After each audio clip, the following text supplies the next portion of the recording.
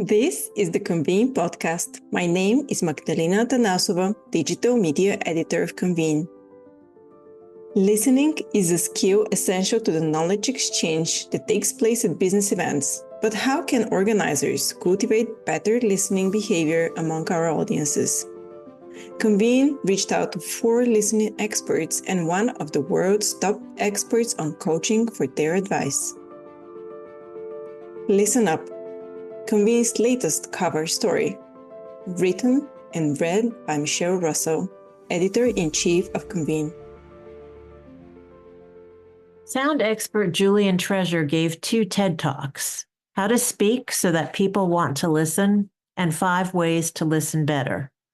With more than 57 million views, the Speaking Better talk is the 6th most viewed TED Talk of all time. The Listening Better talk, on the other hand, has 80% fewer views. It's a striking data point. We think of speaking as a desirable skill to be honed, but we tend to equate listening with more of a mechanical activity. But hearing and listening are not the same. And as Treasure says in his much less viewed talk, we are losing our listening in a louder and louder world competing for our attention. If the business events industry is built on knowledge sharing, the loss of our collective ability to listen is a concern, particularly at conferences that seek to solve the world's most pressing problems. We invest heavily in speakers, but how can we cultivate better listening behavior among our audiences?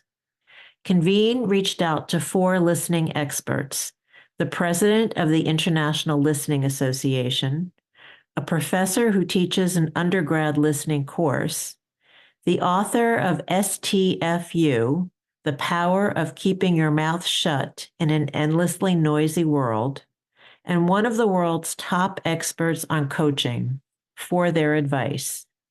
Hear what they have to say. The listening practitioner. The president of the International Listening Association shares how to design events that foster listening. Facing the context of unrest in certain parts of the globe and challenges like AI, the need for sustaining best listening practices and working out better solutions for a sustainable future is more important now than ever before, reads a message promoting the 45th International Listening Convention, ILA, June 12th through 16th, 2024 in Bloomington, Minnesota. Listening is a skill that we need to learn now, Raquel Ark, a communications facilitator and ILA's president, told Convene. But, she added, there's only a small minority doing it. Count ILA members from 25 countries, healthcare providers, educators, students, lawyers, business managers, entrepreneurs, hospitality workers, spiritual leaders, communication trainers, researchers, artists, scientists, engineers, and social workers in that minority. It's one of the most multidisciplinary fields, Ark said. The common ground is that we're all interested in advancing this topic. The research and listening has increased tremendously. The more we learn, the more we realize what we don't know yet. Ark calls listening a power skill rather than a hard or soft skill. You can have power by listening, and you can have power by not listening, she said. If I don't listen to you, I've got autocratic power because you're not as important as I am. But as a leader, if I listen to you, then my prestige power goes up and people are inspired by me. That's what the research is showing. Joint effort. Last summer, ILA held its first ever hybrid convention in Mainz, Germany, and focused on making it both more collaborative and less of a one-off event, demonstrating that the association practices what it preaches. We were listening to our membership a few years ago, Ark said, and one of the things that they were asking for was to be able to connect and collaborate more. So those 2 elements were woven into the 2023 convention design from the early planning stages, including calls for session proposals. We said if you connect and collaborate with someone else in the organization or with at least one or two other people, the chance that your proposal will be accepted is higher than if you do it by yourself. That causes people with my ideas to come together and come up with we ideas. They're learning from each other. ILA also conducted 3 online sessions prior to the conference for both digital and in-person registrants to meet. We had one session where people got to analyze their listening personalities and then talk about it. They got to learn about themselves. Another session was about how to create connection. It was about putting people in pairs and using a specific process to listen to each other. Then the third one was a listening circle, listening in the collective. We wanted people to start listening to each other before they even got to the convention. ARC said that it's crucial to get people to connect in twos as soon as possible during the event, which ILA facilitated by setting up a buddy system online. The factor that has the most impact on whether listening occurs is who they're listening to, and the dyad is what the scientists talk about, she said. If you can encourage participants to mix and match in twos, she added, the chances are better that the connection and trust will start. Then people are more likely to speak up and listen to each other in groups. ILA's 2023 convention was intimate, about 70 people in person and 30 online. For events with large numbers of attendees, ARC recommends putting people in cohorts, groups of around 30 people who meet at the beginning and the end of each day, like a check-in and a check-out, and who participate in off-site events together, with 1 or 2 leaders designated for each cohort. On-site design. ILA intentionally built in more time between sessions to allow for more connections to take place in Germany, but it still wasn't enough, ARC said.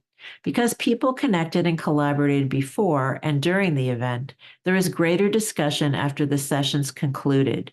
Presenters wanted to learn from the people who were attending, she said. The listening was going back and forth. People were asking questions or talking about their experience that also made presenters think further than what they had thought of before. They would have liked to have kept going. For the future, ARC thinks that setting up listening circles and similar structured listening activities between sessions, in addition to organic networking, is a good idea. Listening circles are very simple, very easy, very powerful. Then everybody's voice is heard. Nobody has to speak if they don't want to. They can just listen if they want to, ARC said, but everyone's included, and their listening does impact the group. Having listeners helps people speak better. In addition to listening circles, ILA's convention featured liberating structures, which are beautiful for creating non-hierarchical collecting type ways of getting people to interact, ARC said. One involved having attendees write down their boldest idea for ILA on a piece of paper anonymously, which got passed around and then voted on. From that activity, she said, we realized it's time for us to get a community platform going. To improve their presentations, an ILA member and former TEDx coach worked with 2 keynote speakers at the same time, which made their sessions much more authentic, ARC said. And because they practiced their presentations together, they evolved from their initial ideas. Plus, they felt supported by each other, she added. It's common for presenters, ARC said, to want to provide as much information as possible. But by packing it in, is that making it easy for the listener? It's too much for us to take in. ILA session speakers were advised if they had 10 things they wanted to say to pick 1 or 2 and to save the rest for interactive conversations following their presentation. That's where the gold is. Share something that makes people curious and gives value, and then find a way to get people to interact, she said. Panel sessions also skewed towards the audience conversation portion. ARC suggested that you could enhance that with some structure. Put people into small groups to talk about what was discussed, and then go back to the panelists with questions from the group. Creating the glue. It's the energy, what you don't see, that connects people at events, ARC said. If in your event you can create moments of people listening to each other, that's part of creating the glue. While you can't force listening at your event, you can try to set the conditions, she said, by creating an awareness, using the word listening in your communications, and offering structured listening activities. If you want people to feel listened to, put them into pairs or small groups. It's about building trust and belonging at the event.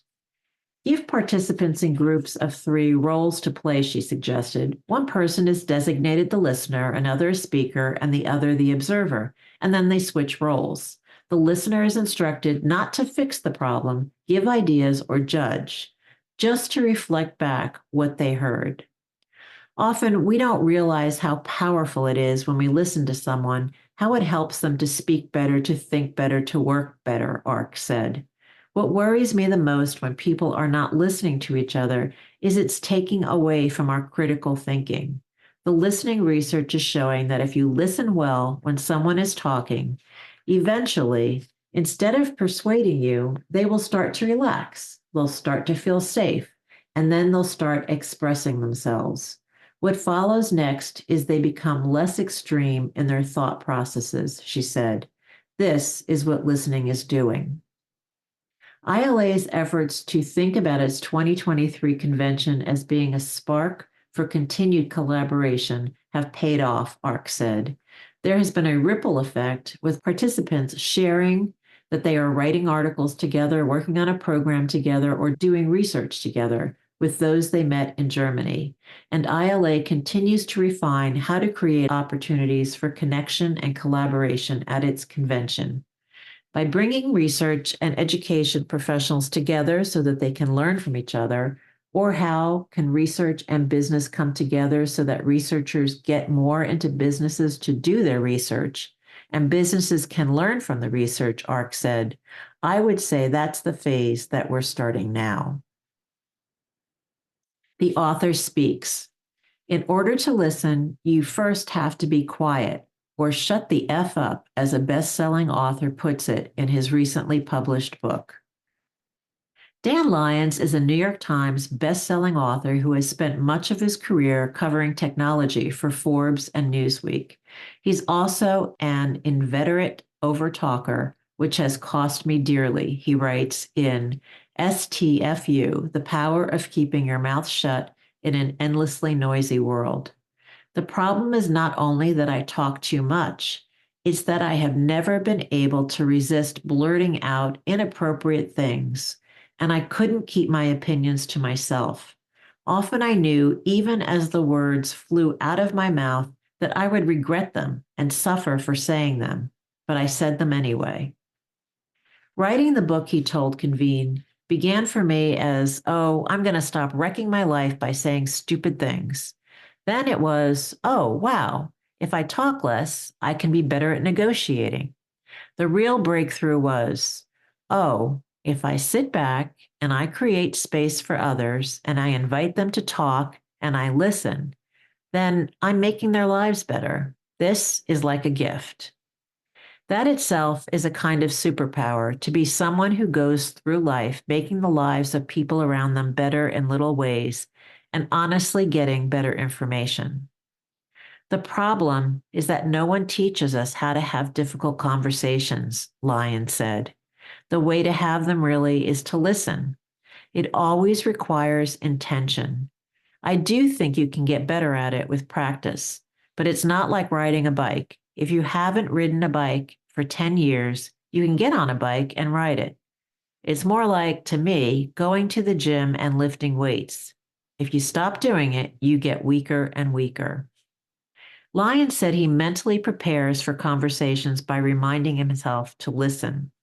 It's hard listening, and that active listening is not the same thing as hearing.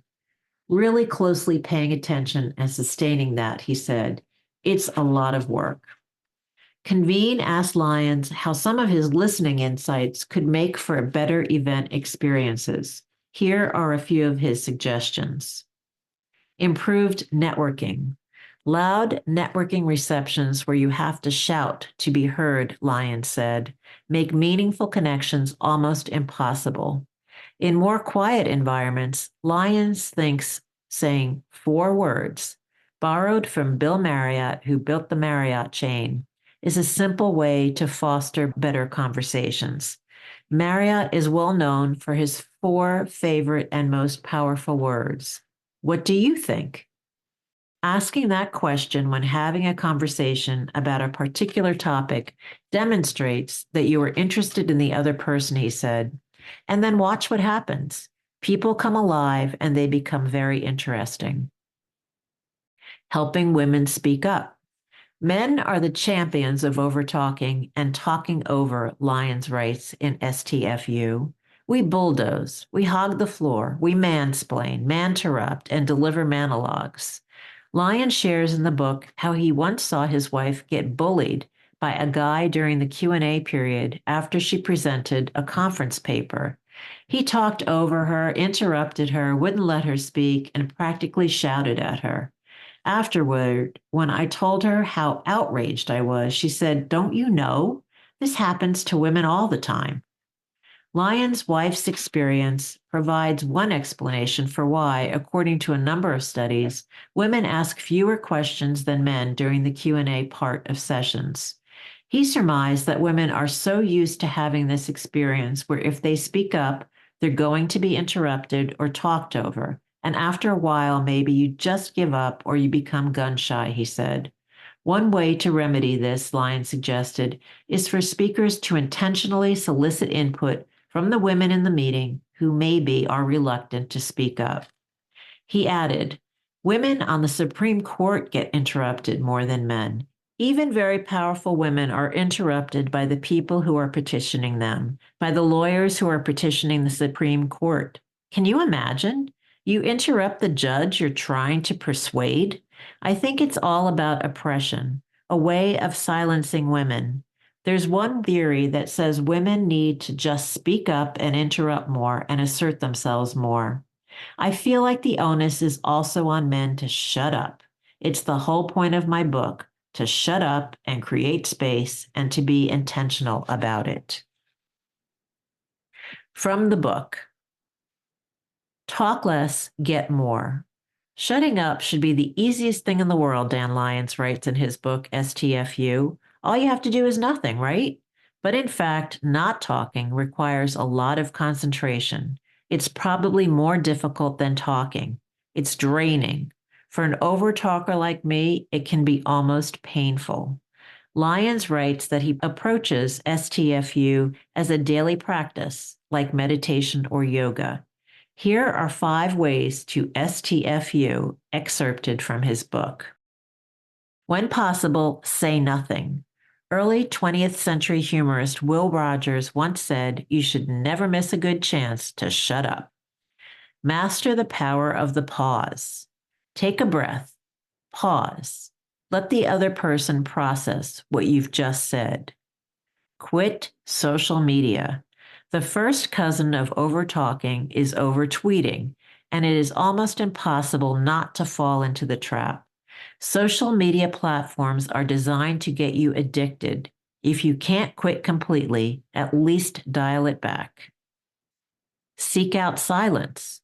Information overload makes us constantly agitated and overstimulated, which leads to health problems and can even shorten our lives. Detach, unplug, spend time without your phone. Research suggests silence might even help us grow brain cells. Learn how to listen. Being a great listener is considered such an important business skill that CEOs go to boot camps to learn how to do it.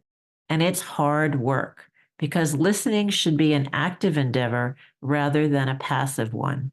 Instead of just hearing someone, active listening means blocking out everything else and paying fierce attention to what the other person is saying. Nothing makes people happier than the feeling of being authentically heard and seen. The listening teacher. Intentional listening is the key to effective and meaningful communication at work and home, but it seems to be a rare practice. And while it may be a soft skill like empathy, it's hard, really hard to learn, says listening coach and educator Sandra Bowden-Lerner. Listening is part of everybody's job. It's just not on people's consciousness, said Sandra Bowden-Lerner. 7 years ago, this public speaking coach and communications professor set out to change that, at least on New Jersey's Keene University campus. She introduced a full semester course on listening. What's really interesting and scary is that even within the communications world, we take for granted and assume that people can listen, Bowden-Lerner told Convene. It took a bit of convincing the Keene faculty that students would even want to take such a course, but it wasn't long before it became super popular, she said. Each semester, students immediately recognize that they are poor listeners, how that impacts their lives, and that everybody around them is even worse than they are. But by the end of the term, they're really working hard at becoming better listeners, she said. It is just beautiful. Many have shared the life-changing nature of the class.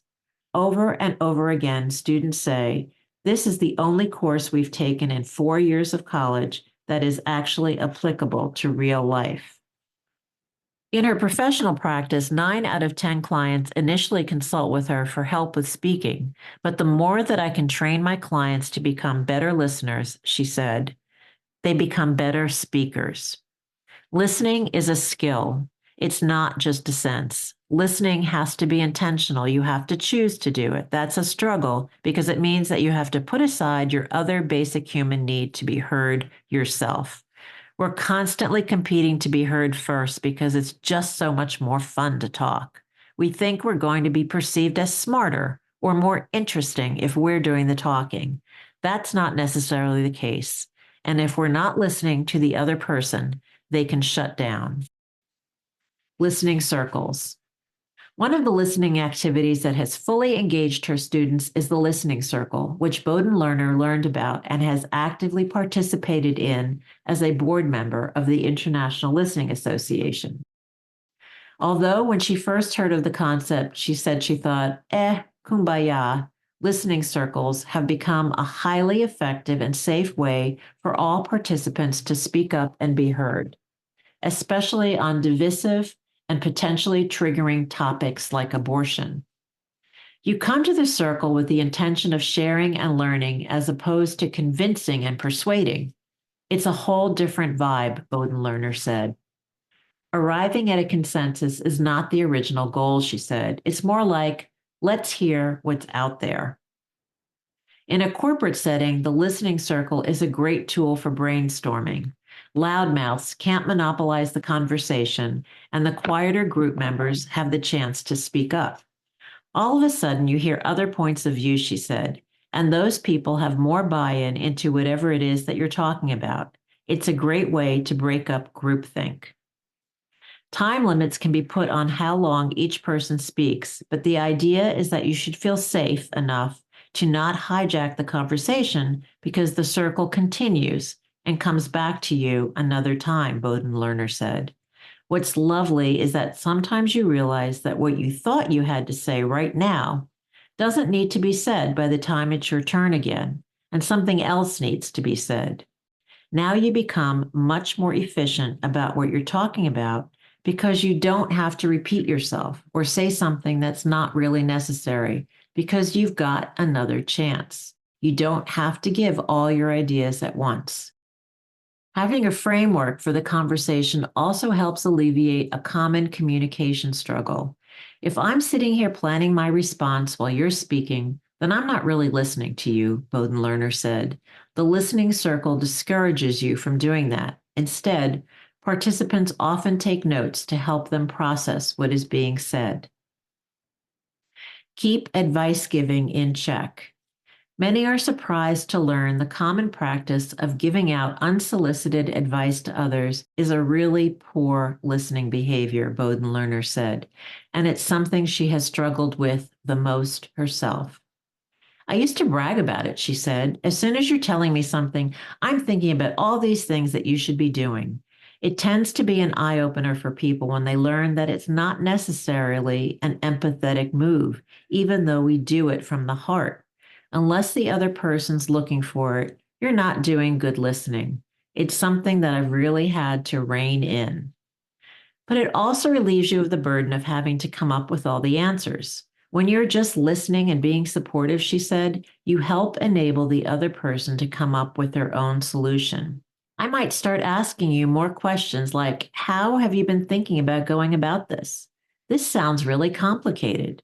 I know that when I've been through something like this, it's been hard for me. What strategies are you using?